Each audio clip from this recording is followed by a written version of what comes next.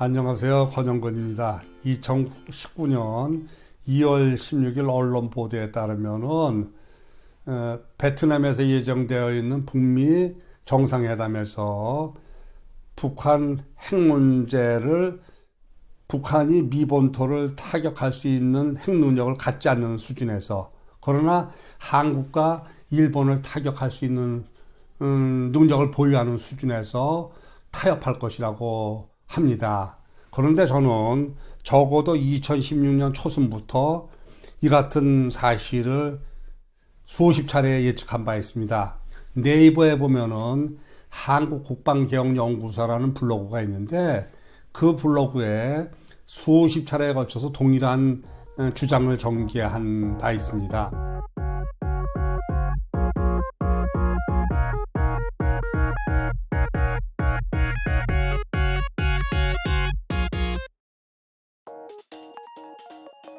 제가 이처럼 동일하게 지속적으로 주장을 했던 것은 나름의 논리가 있었기 때문이죠. 특히 미국의 행동을 정확히 예측할 수 있다고, 예견할 수 있다고 생각했기 때문입니다.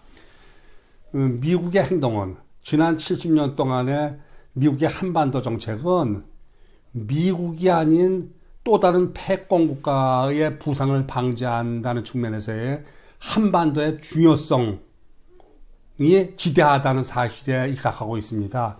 한반도에 대한 모든 영역을 적성국에다가 넘겨주는 경우 미국이 패권 경쟁에서 패배하면서 미국의 안정이 위협을 받는다는 그러한 인식에 근거하고 있는 것이죠. 이 같은 이유로 지난 70년 동안 미국이 한반도에서 가장 중요하게 여겼던 부분은 미군의 한반도 주둔인 것이죠. 달리 말하면 지난 70년 동안의 모든 미국의 한반도 정책은 미군의 한반도 주둔을 보장하기 위한 성격이었던 겁니다. 이 같은 측면에서 북한 핵을 설명해 보면은 냉전 종식 이후 미국은 북한 핵무장을 염원했습니다. 그 이유는 뭐냐면은 항공기, 전차, 함정과 같은 재래식 전력 측면에서 냉전 종식 이후 북한과 비교해서 한국의 능력이 비약적으로 발전해지면서 미군이 없어도, 북한이 핵무기를 갖지 않는 경우 미군이 없어도 되었다는 점에서 한국인들이 주한미군의 철수를 주장할 가능성이 있기 때문이죠. 이 같은 이유로 분명히 냉전 종식 이후 미국은 북한의 핵무장을 염원한 거죠. 그러나 북한이 미 본토를 타격할 수 있는 능력을 갖는 것은 미국은 절대 용서할 수 없는, 수용할 수 없는 현상입니다. 그 이유는 뭐냐면은 북한이 그와 같은 능력을 갖는 경우 전시에 한반도에서 어떤 상황이 벌어진 경우 미 중원군이 한반도에 올 수 없기 때문입니다. 한반도에 중원군을 보내겠다고 하면은 북한이 샌프란시스코를 타격하겠다고 위협할 수 있는 것이죠. 이처럼 위협을 받는 경우 미국은 중원군을 보낼 수가 없는 거죠.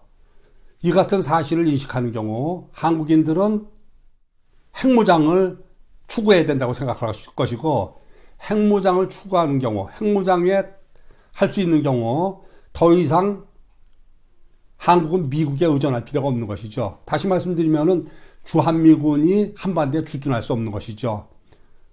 지금까지 말씀드린 바처럼 미군의 한반도 주둔 보장 측면에서 냉전 종식 이후 북한은 핵을 무장해야 했지만은 미 본토를 타격할 능력을 구비하면 안 되었던 것이죠.